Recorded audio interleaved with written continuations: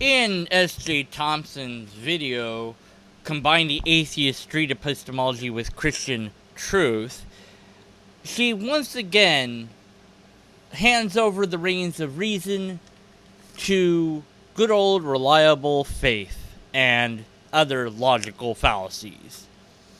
Here she doesn't understand, it seems, what epistemology is all about, as she outlines what it's kind of about in the opening.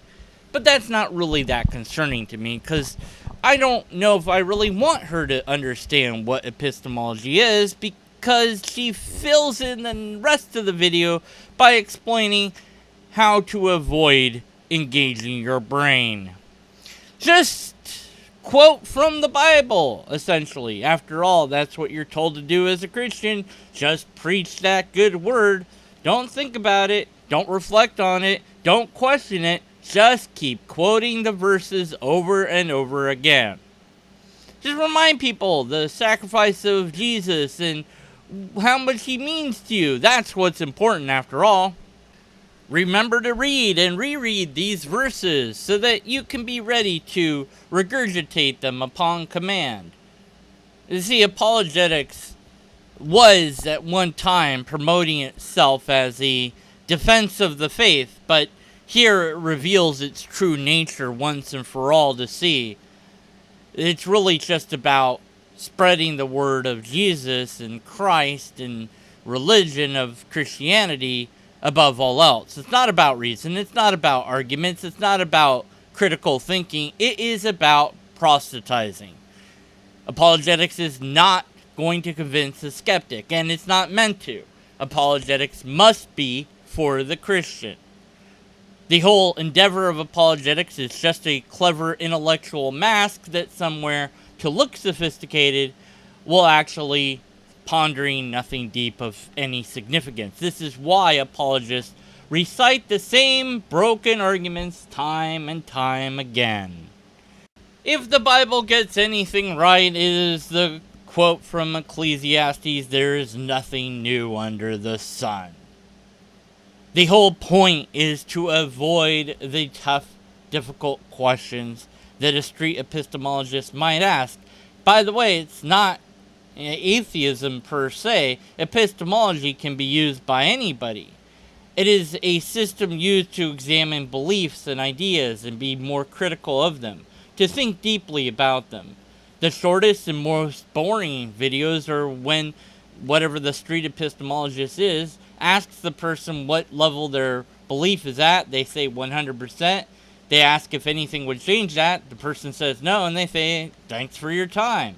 There's no point in a discussion with such a person because they don't want to be challenged. They're fully convinced, and they don't want to ask questions. SJ's another one in those lines. She will not consider any other opinion but hers valid, any other idea but hers valid, and all the questions that she's asked atheists that have been answered time and again, yet she refuses to answer the questions that I asked theists. No surprise there. Now, SJ included me in a tweet of people who are good to debate with, and that's kind, and I like that, but that doesn't negate my duty to the truth, nor my critical analysis of her works, be it spoken or in print. And there's been a fine line that I've been skirting, trying to decide whether I'll attempt to help her blog by writing up a treatise of what logic is, or whether I would give it the harm treatment. After watching this video, I think I've decided which way to go.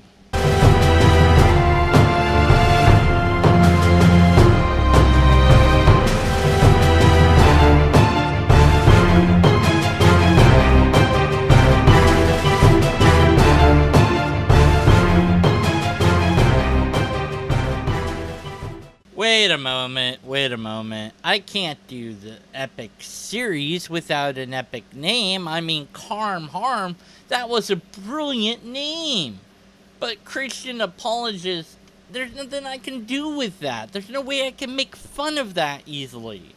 Maybe something else that SJ wrote can help me construct a good name for this series.